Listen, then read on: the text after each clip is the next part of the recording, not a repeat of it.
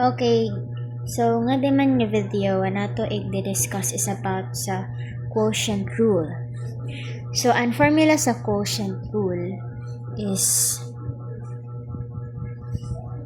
if h of x is equals to f of x over g of x, then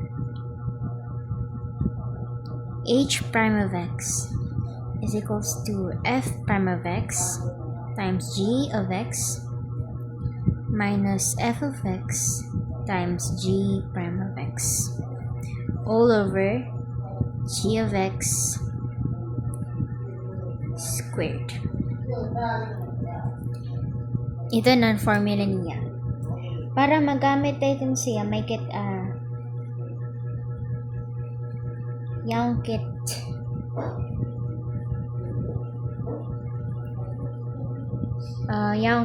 example.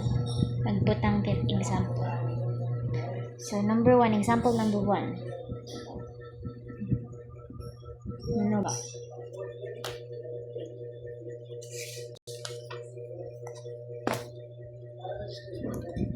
Yan, maghanap ako dito. Yung kit h of x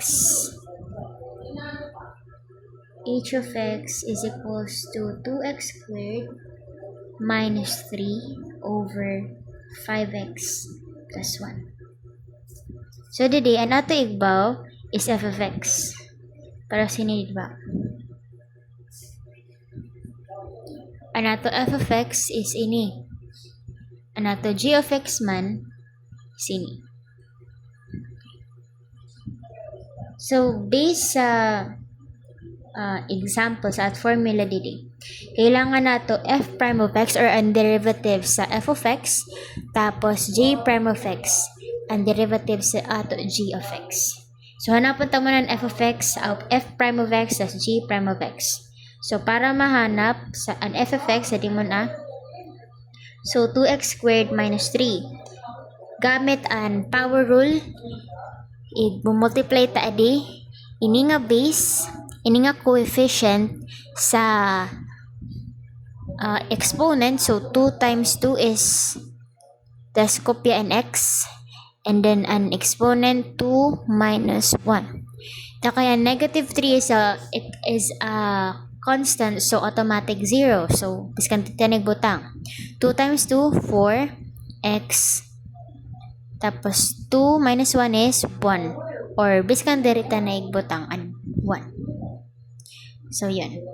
And g of x naman. So g of x is 5x plus 1. Para makuha ang derivative sa 5x, 5 times 1, di ba may nga invisible nga 1, so 1. Tapos, basta, paggamit ang power rule, and derivative sa 5x is 1. Tapos ini man and takay kay constant siya, so 0.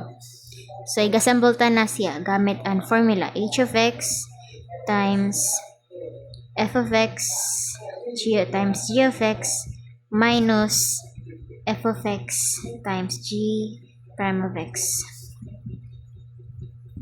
G of x squared. So ato f of x is 4x. Ato g of x is 5x plus 1. Minus f of x nato is 2x squared minus 3. Tapos sa g prime of x nato is 5 over g of x squared fx plus yan. So the next is i-distribute ta ang 4x sa 5x. 4x times 5x tas 4x times 1. So 4x times 5x, 20x squared. 4x times 1 plus magiging 4x minus.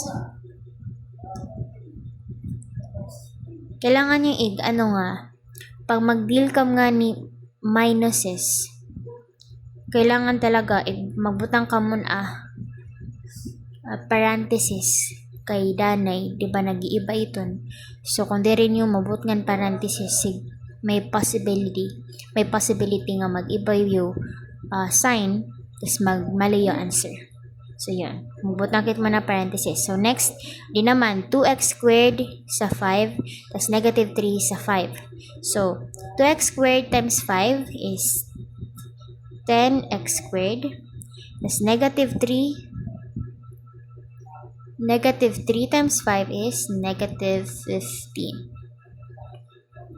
Yan. All over 5x plus 1 squared. So, kopyata mo na yun 20x squared plus 4x minus 10x squared minus 10x squared minus magiging positive 15. Negative 5x plus 1 squared.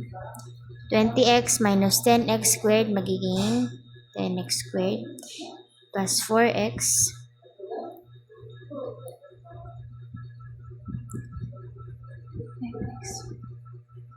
yan. So, yan. Kopyahon mo lang ini. Tapos nga di. Bale, ang derivative sa 2x squared minus 3 over 5x plus 1 is ini. Ito na, paggamit sa quotient rule.